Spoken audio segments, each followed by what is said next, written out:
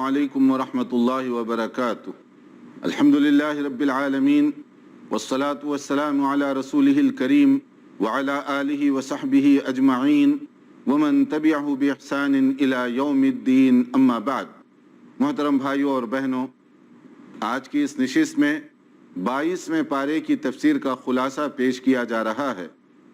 इस प्रोग्राम का मकसद ये है कि कुरान करीम की रोशनी घर घर पहुंचाई जाए, क्योंकि कुरान करीम एक रोशन किताब है। इसकी नूरानी तालीमात से हम अपनी ज़िंदगियों को मुनव्वर करें, क्योंकि कुरान के बग़ैर हमारी ज़िंदगी तारीकी में है और इस तारीकी को दूर करने का ज़रिया कुरान की रोशनी है। तो इसको समझिए, इस पर गौर कीजिए और इस पर अमल कीजिए ताकि हमारी ज़िंदगी मुनव्वर हो सके। 22वें पारे के शुरू में सूरह अहज़ाब में ग़ज़वा खंदक के हवाले से कुछ बातें बताई गईं। ग़ज़वा खंदक ये सन 5 हिजरी में पेश आने वाली एक जंग है। इसमें कुछ ऐसे हुआ, मुशरिकीन अरब ने चाहा कि अपनी पूरी कुव्वत जमा करके एकदम मुसलमानों पर हमला कर दिया जाए। इसके लिए उन्होंने बड़ी गहरी प्लानिंग की और जिन जिन की सपोर्ट ली जा सकती थी उन सब कबाइल की सपोर्ट उन्होंने जमा की, ताकि मुसलमानों पर इस कुव्वत और ज़ोर का हमला हो कि वो उसकी ताब न ला सकें। तकरीबन 10,000 से ज़्यादा लोगों को उन्होंने इस मकसद के लिए जमा किया। जब रसूल अकरम सल्लल्लाहु अलैहि वसल्लम को इत्तला मिली तो आपने भी तैयारी शुरू की। उसमें हज़रत सलमान फ़ारसी रज़ी अल्लाह ताला अन्हु के मशवरे से लोगों को तकसीम करने के लिए शहर के अतराफ खंदक खोद दी गई, जिसको ग़ज़वा खंदक भी कहा जाता है। यानी ऐसे बड़े बड़े गड्ढे बना दिए गए ताकि आसानी के साथ कोई उसको उबूर करके एक वक्त में अंदर दाखिल न हो सके और मुसलमानों के लिए मुकाबला करना आसान हो जाए, क्योंकि वो डिवाइड हो जाएंगे तो इत्मीनान के साथ मुकाबला करने की पोजीशन में होंगे। इसके लिए मुसलमानों ने गैर मामूली मेहनत का मुजाहरा किया। खुद रसूल अकरम सल्लल्लाहु अलैहि वसल्लम ने जिस अंदाज से मेहनत की, आप खुद उस खंदक को बनाने में बनफ़्स नफीस शामिल थे और किन किन हालात से मुसलमानों को उस वक्त गुजरना पड़ा, ये एक तारीख़ी और तवील दास्तां है। मगर अल्लाह ताला ने इस मरहले पर मुसलमानों की कैसे कामयाबी अता फरमाई कि चंद दिनों के मुहासरे के बाद जब मुशरिकीन ने देखा कि मुकाबले की कोई सूरत नहीं है, बड़ी मेहनत और कोशिश करने के बावजूद वो कामयाबी न पा सके और फिर उसके बाद ऐसी आंधी और ऐसी सख्त हवाएं चलने लगी कि उनके खीमे उखड़ गए और उनको रहना मुश्किल हो गया। फिर वो वापस जाने में अपनी आफियत समझने लगे। इस तरीक़े से ये सख्त मौका था कि रसूल अकरम सल्लल्लाहु अलैहि वसल्लम ने सहाबाए किराम के मशवरे से ऐसी तदबीरें की कि अल्लाह ताला ने उन्हें कामयाबी अता फरमाई और मुशरिकीन इतनी बड़ी तादाद में होने के बावजूद वो हमला न कर सके और मुसलमानों को वो उस तरह का नुकसान नहीं पहुंचा सके। फिर उसके बाद अब उनकी कुव्वत हमेशा के लिए टूट गई। आहिस्ता आहिस्ता मुसलमानों को दीगर फतूहात मिलती चली गईं। फिर इस सूरत के अंदर जो और मुख्तलिफ जो बातें बताई गईं उसमें एक है मसअला मुतबन्ना, यानी मुतबन्ना किसी को मुंह बोला बेटा बना लेना, एडॉप्टेड सन। इसका जो इस्लाम में हुक्म है वो बताया गया। पहली चीज़ ये बताई गई कि आप किसी को उसके हकीकी बाप के बजाय दूसरों के बाप के साथ न पुकारें, बल्कि रिश्ता उसका बाप के साथ होगा और ये खूनी रिश्ता है, इसको बदला नहीं जा सकता। और फिर इसी तरह से किसी को मुंह बोला बेटा बना लेने से वो हकीकी बेटा नहीं बनता। उसके अपने मसाइल अलग हैं, जैसे शादी ब्याह के मसले में और इसी तरह से विरासत के मसले में जो रूल्स हैं वो अपनी जगह बाकी रहेंगे। तो एडॉप्टेड सन यानी इस माने में आप किसी की हेल्प करना चाहते हैं, हमदर्दी करना चाहते हैं, पालें, हमदर्दी करें, मगर वो हकीकी बेटे के अंदाज में रिश्ते नाते हराम और हलाल का जो मसला है वो नहीं होगा उसके साथ। यहाँ पर कुछ लोगों को गलत फहमी होती है, ख़ास तौर पर वेस्टर्न कंट्रीज़ के अंदर ये एक रिवाज चल पड़ा है एडॉप्टेड सन का, तो इस मसले में बड़े चौकन्ना रहने की ज़रूरत है। और इसी तरह से एक बात जो इसमें बताई गई बुखारी शरीफ की एक हदीस है کہ کوئی بھی آدمی جان کر اپنا نسب بدلے گا تو گویا اس نے کفر کیا۔ بہت سارے لوگ جیسے اب برطانیہ کا ویزا لینے کے لیے کئی لوگوں نے اپنے نسب بدل دیے، ان کا ایکچولی نام کچھ اور ہے، باپ کا نام کچھ اور ہے، قانونی کاغذات میں ان کے نام کچھ اور ہیں۔ تو یہ جو مسئلہ بیان کیا جا رہا ہے یہ تفریح تباہ کے طور پر نہیں، یہ قرآن مجید کے احکام ہیں جس پر ہماری کامیابی یا ناکامی کا دار و مدار ہے۔ اس پر غور بھی کرنا چاہیے، عمل کرنے کی فکر بھی کرنی چاہیے تاکہ ہماری آخرت برباد نہ ہو کہ ہم کہاں کہاں دھوکہ دے رہے ہیں یا خود دھوکہ کھا رہے ہیں۔ کتنے لوگ اپنا نسب بدل دیے، کتنے لوگ بیٹی کو بہو بنا کر، بہو کو بیٹی بنا کر، اور نہ جانے کس کے بیٹے کو اپنی بیٹا بنا کر، کس کی بیٹی کو اپنی بیٹی بنا کر، کیا کیا چیزیں وہاں پر کی گئی ہیں، کس طریقے سے اپنے نسب کو بدل دیا گیا ہے۔ تو ان کو چاہیے کہ وہ قرآن کریم اور رسول پاک صلی اللہ علیہ وسلم کے جو فرامین ہیں ان کو اچھی طرح سے پڑھے اور سمجھے۔ پھر آیت 21 میں بتایا گیا کہ ہمارے لیے نمونہ کون ہو سکتے ہیں، اسوہ حسنہ کون ہے۔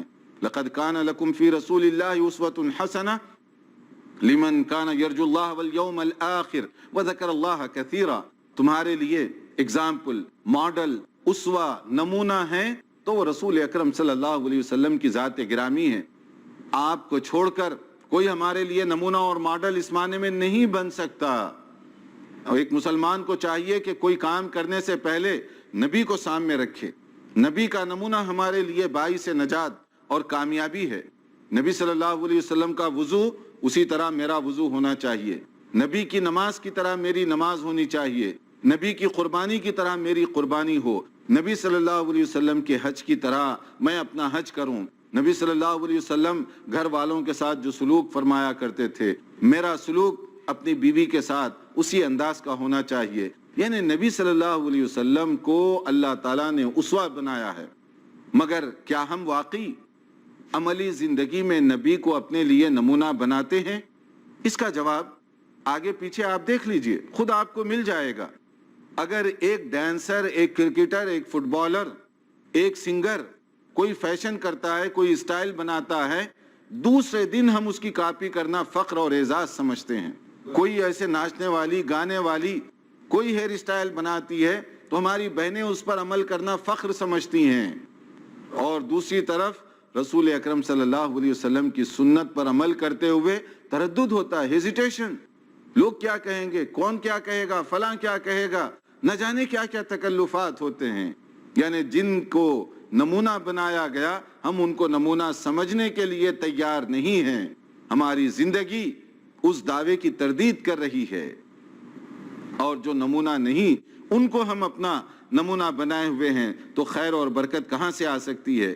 پھر آیت 30 سے 3-4 آیات کے اندر خواتین کے سلسلے میں کچھ آداب بتائے گئے ہیں کہ خواتین یہ اللہ تعالیٰ کی ایک بہت بڑی نعمت ہے، ان کو چاہیے کہ اس نعمت کی قدردانی کریں۔ اگر کسی کے ساتھ گفتگو کرنے کی ضرورت پیش آئے تو وہاں پر بتایا گیا کہ گفتگو کے آداب کیا ہیں، کہ آپ کسی کے ساتھ بات چیت کی ضرورت ہے کر سکتے ہیں، اس سے منع نہیں کیا گیا۔ کوئی مسئلہ کوئی پوچھے، کوئی ہدایت پوچھے، کوئی بات کرنی ہو کر سکتے ہیں، مگر آپ کا انداز سیدھا سادہ ہونا چاہیے۔ اس کے بجائے بہت اٹریکٹیو انداز سے گفتگو کرنا، پرکشش لہجہ بنا کر گفتگو کرنا، یہ شریعت اس کو پسند نہیں کرتی، کیونکہ اس گفتگو کے بعد وہ فتنے اور فساد کا دروازہ کھل سکتا ہے، اس سے منع کیا گیا ہے۔ ورنہ ہمارے پاس عجیب اتفاق کہ جن چیزوں سے منع کیا گیا ہم کیسے اس پر عمل کرتے ہیں۔ ریسپشنسٹ کا جاب عام طور پر دیا ہی لڑکیوں کو جاتا ہے، اور ان کو ٹرین کیا جاتا ہے کہ اگر فون آئے تو کس طرح پرکشش انداز سے گفتگو کرو، اٹریکٹیو انداز سے گفتگو کرو، جبکہ یہ اٹریکشن یہ شوہر کے ساتھ ہونا چاہیے۔ ناظرین، یہاں وقت ہوا ایک چھوٹے سے بریک کا، دیکھتے رہیے پروگرام۔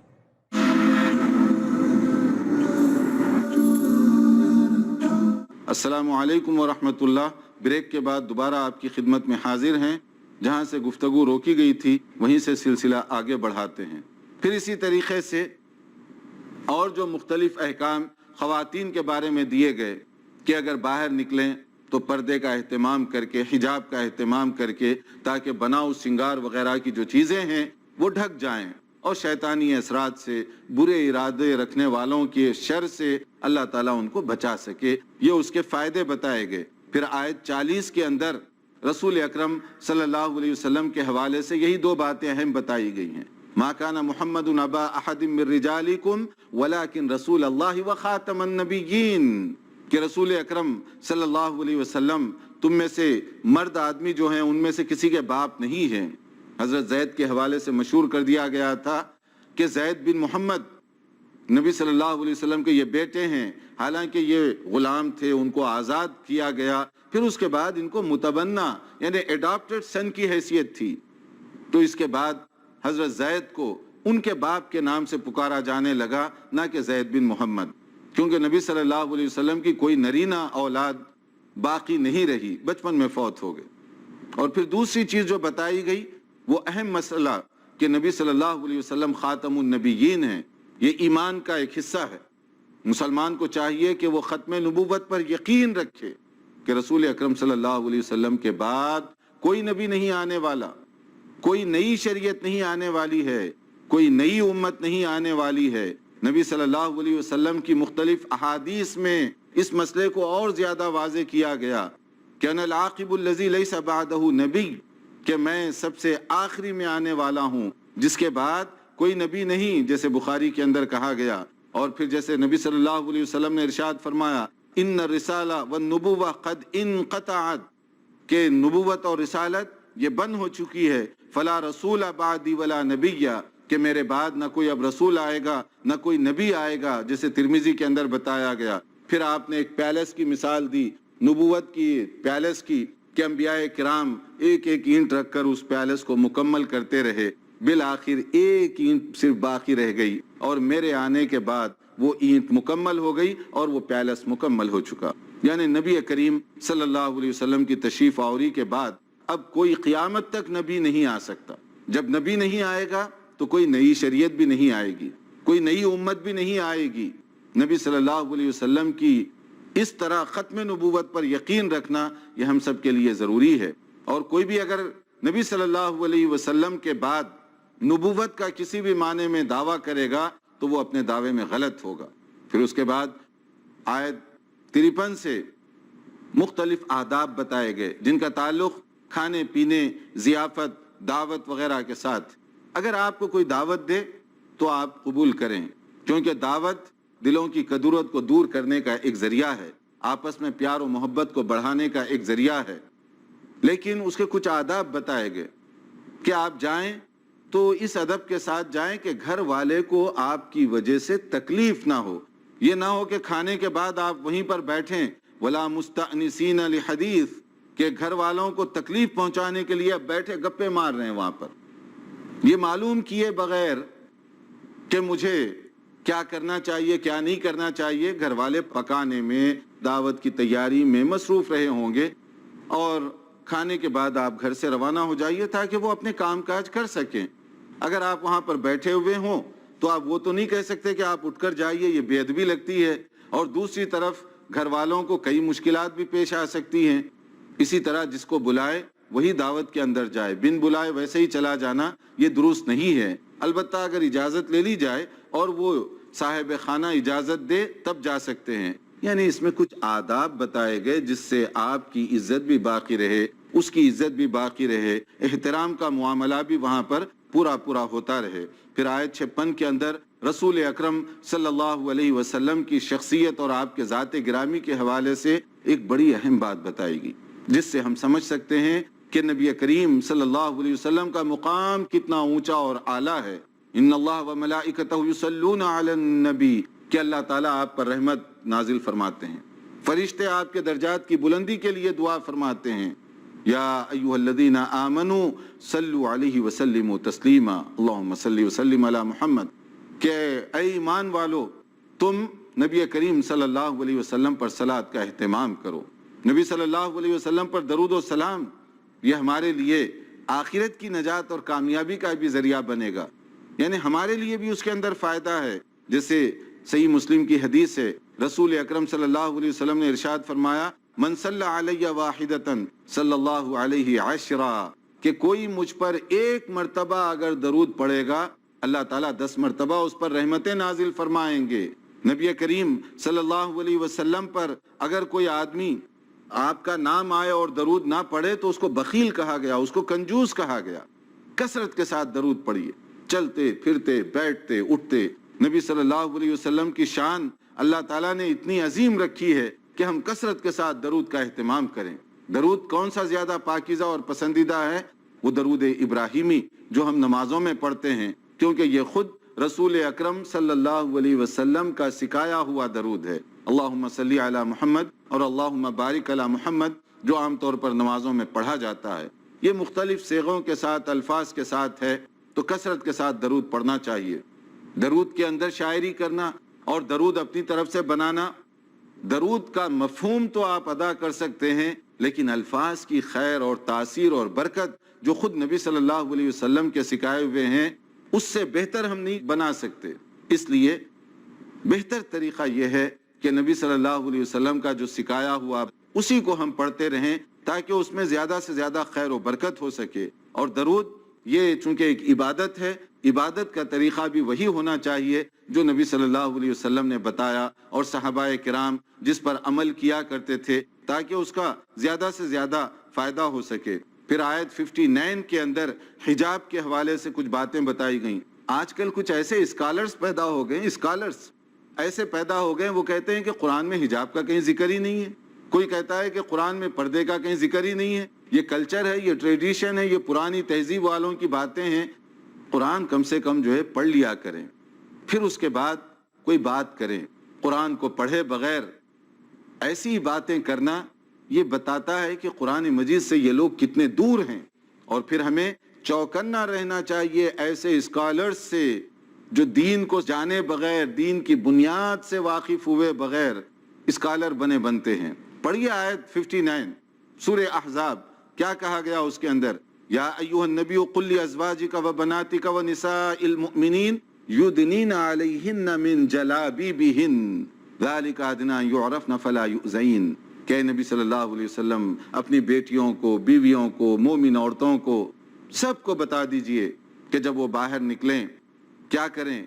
جلباب لیں۔ جلباب ایسی چادر یا گھونگھٹ کو کہتے ہیں جو سر پر سے نیچے چھوڑی جائے، یعنی پورا لباس کور کرنے کے بعد۔ ہاں آپ یہ کہہ سکتے ہیں کالا برقع، سفید برقع، یہ اصل مطلوب نہیں ہے، یہ تو لوگ اپنے علاقے کے موسم اور ضروریات کے لحاظ سے خود بناتے ہیں، چاہے وہ چادر ہو، چاہے وہ برقع ہو، چاہے وہ لانگ کوٹ ہو، جس سے اس کے نارمل کپڑے ڈھک جائیں، وہ سب حجاب کے اندر شامل ہیں۔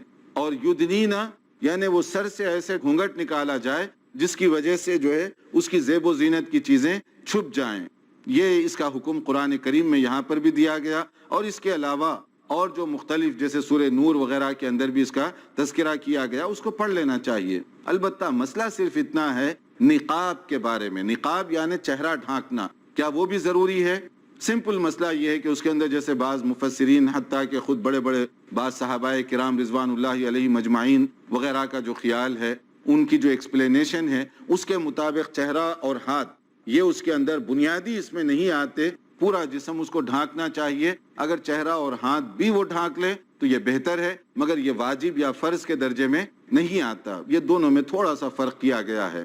تو نقاب کا مسئلہ اور حجاب کے مسئلے میں تھوڑا سا فرق کیا گیا، اور اس کی حکمت یہ بتائی گئی کہ وہ لوگوں کی شر انگیزیوں سے، برائیوں سے بچیں گے، شیطانی ہتھ کنڈوں سے وہ اس طریقے سے اللہ تعالیٰ ان کو محفوظ فرمائے گا۔ تو اس کا جو بینیفٹ ہے اس کو سامنے رکھتے ہوئے ہم اس پر عمل کریں، اور اپنی طرف سے کوئی چیز دین کی نہ گھٹائیں نہ بڑھائیں۔ اگر کوئی چیز فرض نہیں ہے اور آپ اس کو فرض کا درجہ دیں گے تو بھی غلط، اور اگر کوئی چیز اسلام کی ہے اس کو نکال دیں گے تو بھی غلط ہوگا۔ افراط اور تفریط، ایکسٹریمزم، اس کو اسلام میں پسند نہیں کیا گیا۔ اور جیسے اب مختلف علاقوں میں، یورپ کے بعض علاقوں میں یہ بحث چل پڑی ہے، بلکہ بعض جگہوں پر یہ قانون بنا دیا گیا نقاب کے بارے میں، تو اس پر چاہیے کہ وہاں قانون کا مقابلہ قانون کے ذریعے سے کریں۔ قانون کا مقابلہ صرف جذبات سے کرنا اور صرف جو ہے ایسی حرکتیں کرنا جس سے لوگوں کو زیادہ فتنے میں مبتلا کیا جائے اور جس کا کوئی فائدہ بھی نہ ہو، ایسی حرکتوں سے بچیں، ایسے کام کریں جس سے آپ کو بھی فائدہ ہو उम्मत को भी कोई आजमाइश और फितने में न डाला जाए। फिर उसके बाद आयत 67 के अंदर 66 उसके अंदर क़यामत के दिन वो लोग जो अल्लाह ताला को छोड़कर दूसरों की पूजा और परस्तिश करते रहे उनका हाल क्या होगा उसका तज़किरा किया गया है कि वहां पर वो कहेंगे वक़ालू रब्बना इन्ना अताना सादतना व कुबराअना फ़अदल्लूना सबीला। वहां शिकायत करेंगे कि या अल्लाह ये वो बड़े बड़े हैं जिन्होंने हमें गुमराह किया, तू इनको डबल अजाब दे। अब लोग वहां पर शिकायत करेंगे क्योंकि दुनिया में धोखा देते थे, हमारे हाथ पर हाथ दे दो, हमारे दामन से वाबस्ता हो जाओ, हमारे पीछे चलो, हम तुमको वहां नजात दिलाएंगे। वहां पर मुरीद शिकायत करेंगे अल्लाह ताला के पास कि या अल्लाह इन्होंने हमें गुमराह किया, वहां पर हमारे लिए वो राह रास्त से रुकावट बने रहे, इसको डबल अजाब दे। अल्लाह ताला जानता है किसने क्या किया है और उसी के मुताबिक वहां पर उसको सजा मिलेगी। मतलब ये है कि वहां कोई ऐसा सहारा आदमी को नहीं मिलेगा जिसको दुनिया में वो सहारा समझता रहा, वहां पर उनकी कोई हैसियत नहीं होगी। वहां ईमान और अमल के बगैर आदमी की नजात नहीं हो सकती। फिर उसके बाद सूरह सबा के अंदर कुछ अहम बातें जो बताई गई, एक है हजरत सुलेमान अलैहिस्सलातु वस्सलाम की मौत का तज़किरा। सुलेमान अलैहिस्सलाम को अल्लाह ताला ने बड़े हुकूमत से नवाजा, बड़ा रोब व दबदबा था, इंसानों के अलावा भी और मुख्तलिफ चीज़ों पर उनकी हुकूमत थी। इंसानों के अलावा मुख्तलिफ जो जानवर परिंदे हैं उनकी बोलियों को वो समझ लिया करते थे। मगर उनकी मौत कैसे आई? क्योंकि कुछ गलतफहमियां पैदा हो गई थी।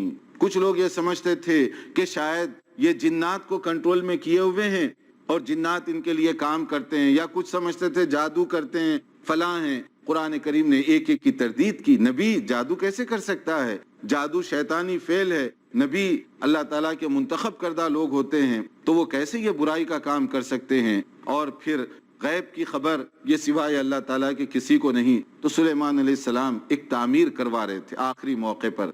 तो जब वो तामीर करवा रहे थे तो उनकी फौज लगी हुई थी, काम करने वाले लगे हुए थे। जब मौत आई तो किस हालत में? वो लाठी पर सहारा लिए हुए थे, जमीन पर वो टेक टेक लगाकर सहारा लिए हुए थे। तो वो जमीन पर दीमक लग गई और उनकी मौत उसी हालत में आई, लोगों को पता नहीं चला।